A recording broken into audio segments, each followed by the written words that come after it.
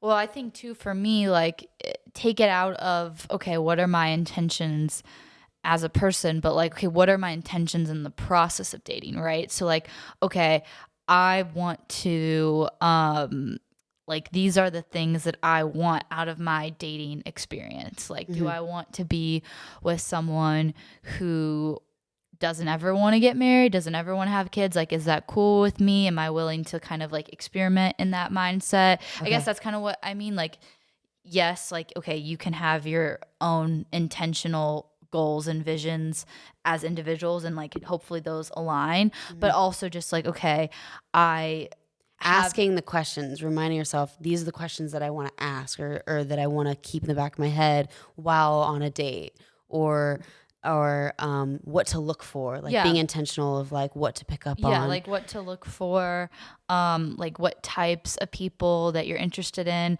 And also I think a big thing with being intentional is like not settling and being okay with maybe being single as opposed to settling for the wrong guy or the wrong potential guy. I don't think that you're gonna know right off the bat if Hmm. someone is your potential partner or husband, depending on what you want out of life, and relationships. But I do think that you can tell, at least, are they a potential within a first few dates. Like I think that if you I would think are so. in a place where you're kind of transitioning to dating for fun and dating for purpose and potentially marriage, I think that you are able to at least like see, okay, is this person a potential? And then once you spend, I would say around like 6 months, then you can kind of open up the floor with them to have conversations and really see like, do our Hmm. intentions align, you Hmm. know? Yeah. Because by then you already like know what their values are. You already know, like, does your personality mesh? Do you have like chemistry? Like all those Yeah, and there's a baseline million ways things. to go about it without it being,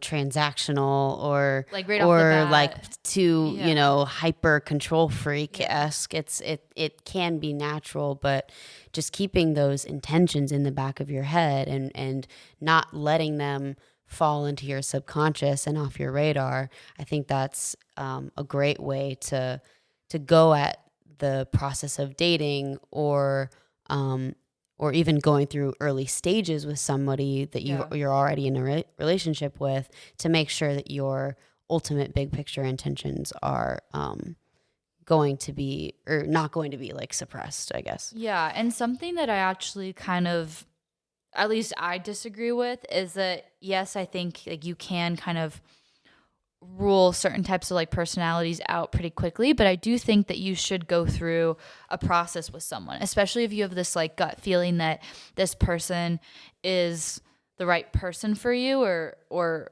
has a high chance of being the right person for you, even if initially like you and that person are differing on like maybe timelines or goals or some things that have to tie into intentions.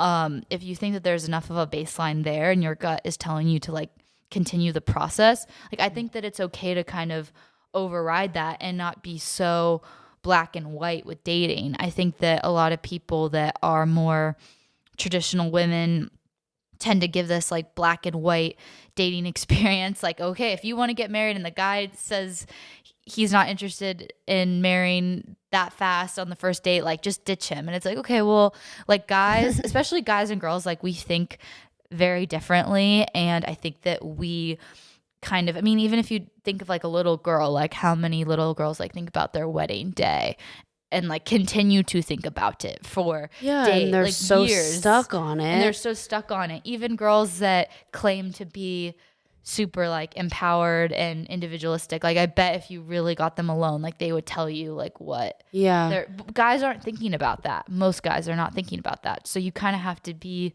I think, a little bit patient in a sense too. I think so, yes. Yeah. Also, I will blame society a bit with just the amount of exposure that young girls have currently in our society, with just all these rom-coms and all of these, Hmm. mediums of content that have convinced us that that's the ideal progression of life, and this is the way to go through all of these milestones, and if you don't, then that means you're doing something wrong. That's why so many little girls have that like dream that they are so stuck on, because that's like kind of all they've ever seen, especially in those formative years.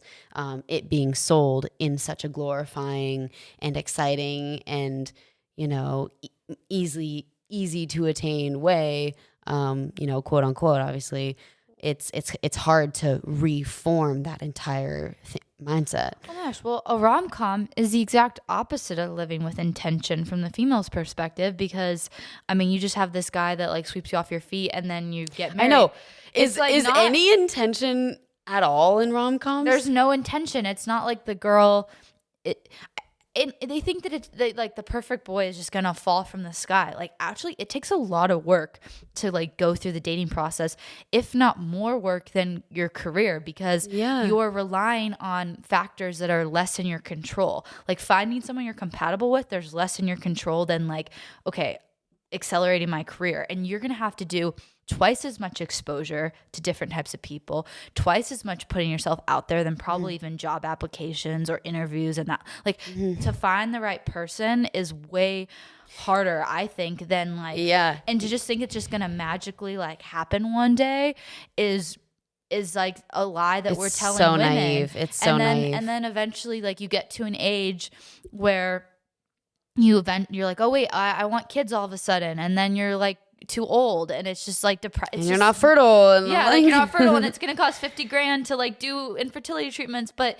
it still might not work. And it's just we're feeding this lie to women that you don't need to like be intentional with dating, and if you want to end up getting married, like someone will just be there when you decide. But like, I think that you have to put work into relationships, with friendships, with dating, with everything, because stuff has to be maintained, and stuff you have to go through that discovery period too. I think that comparison you just made with dating and job interviews is so interesting, and that just like blew up so many thoughts in my head just now. I think you're right that it is harder, because like on paper in a job interview, you're talking about like one domain. And you can quit the job. You're blowing around thoughts in that interview.